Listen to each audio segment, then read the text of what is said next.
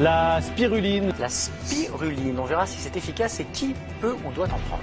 Vous êtes un petit peu fatigué, vous manquez d'énergie, les jours raccourcissent, on a une solution pour vous, cette solution c'est... La spiruline, alors vous en avez peut-être déjà entendu parler parce que c'est vrai qu'elle fait l'actualité. 50 microns, soit à peine le diamètre d'un cheveu, et pourtant, cette algue microscopique posséderait d'innombrables propriétés.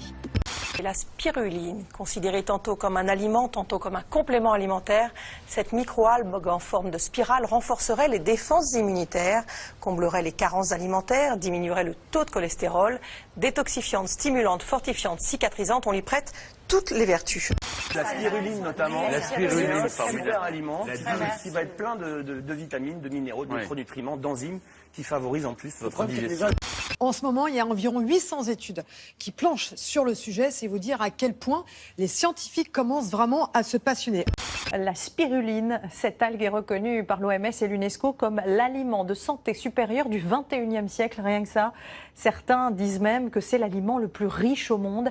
Elle renforcerait les défenses immunitaires, combattrait les anémies et permettrait même d'embellir le grain de peau. Autrefois importée de Chine ou d'Amérique, elle est désormais cultivée en France. Cette année, c'est la spiruline qui débarque en force. Bienvenue dans le monde de la spiruline. La spiruline est une microalgue, plus exactement une cyanobactérie, qui vit à l'état sauvage un peu partout sur Terre au niveau de la ceinture tropicale. En France, on la cultive de façon artisanale. La qualité de l'eau de culture est soigneusement contrôlée. Tolérance zéro pour les métaux lourds, aucun pesticide ni fongicide. Ici, pas de fruits ou de légumes, mais d'immenses bassins.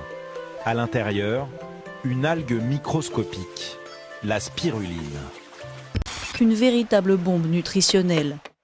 C'est un aliment qui permet d'amener de l'énergie, de reconstituer les équilibres. Et en fait, on améliore le fonctionnement de l'organisme. En plus de l'énergie qu'on apporte, on détoxifie le foie, renforce les défenses immunitaires. Voilà, c'est vraiment un aliment santé. Mais ça reste un aliment, c'est pas un médicament. La spiruline n'est pas un complément alimentaire, c'est un aliment. La teneur en protéines, par exemple, est 3 fois plus riche que la viande. Cette microalgue concentre les antioxydants et possède de nombreuses vertus. 10 grammes seulement de spiruline apportent autant de fer que 3 bols d'épinards. Autant de vitamine A que 4 carottes.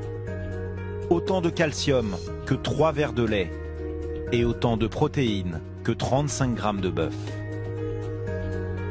Parfaite pour les sportifs. Elle est bourrée de protéines complètes qui viennent nourrir les muscles. À 54 ans, le triathlète récupère plus facilement. Son petit déjeuner est le même depuis 4 ans maintenant, un jus d'orange et une cuillère de spiruline. Comme Ludovic, adepte des courses de l'extrême qui ne peut plus se passer de la microalgue. Voilà, on venait faire un petit peu le plein de spiruline. Ah bah super. Voilà, pour nos étapes. Oui. Mais elle est également très bonne pour les sédentaires car elle est très riche en fer et en bêta-carotène, ce qui est bon pour l'oxygénation du sang, des cellules et des muscles. Ça n'est pas terminé. La spiruline fournit aussi la vitamine A, celle que votre peau et vos muqueuses et vos yeux adorent. Et puis, cette jolie couleur bleu-vert due à la chlorophylle, c'est un bienfait de plus pour vous car ce pigment contribue à drainer, détoxifier et réoxygéner l'organisme.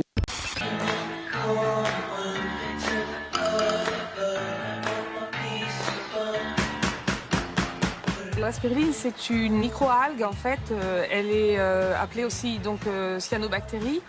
La spiruline est considérée actuellement comme un aliment fonctionnel avec des propriétés nutritives absolument hors normes, des activités de neuroprotection, des activités anti-cancer et anti-inflammatoires ont été documentées.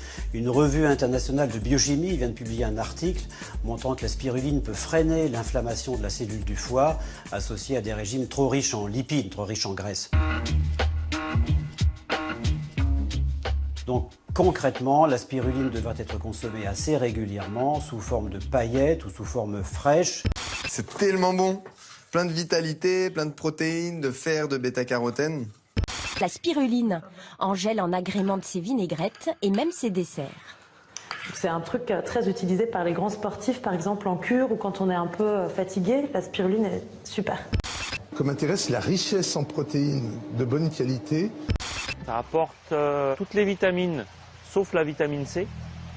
Ça contient énormément de protéines. Les 2/3 de son poids sont faits de protéines. Donc on a tous les acides aminés essentiels. On a des tas de minéraux et d'oligo-éléments avec une mention spéciale pour le fer. Et on a aussi, on peut mentionner sa richesse exceptionnelle en antioxydants.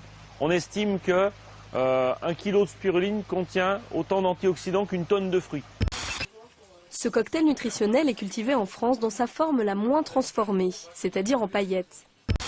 Un séchage qui est à moins de 42 degrés. Le seul moyen de garder les qualités de la petite algue. Et ça permet de conserver autant les qualités nutritionnelles qu'un bon petit goût. C'est un peu comme les tomates, hein. Quand elles sont faites à grande échelle ou quand elles sont faites par le petit maraîcher du coin, elles n'ont pas le même goût et pas les mêmes teneurs. En France, la culture de la spiruline connaît une croissance exponentielle. 4 fermes en 2005 et 150 aujourd'hui. La microalgue a même trouvé sa place dans certains supermarchés. Les Français en sont de plus en plus friands. Ils en consomment presque 150 tonnes par an. En France, on sait faire. Made in France. Alors allons vers des productions françaises.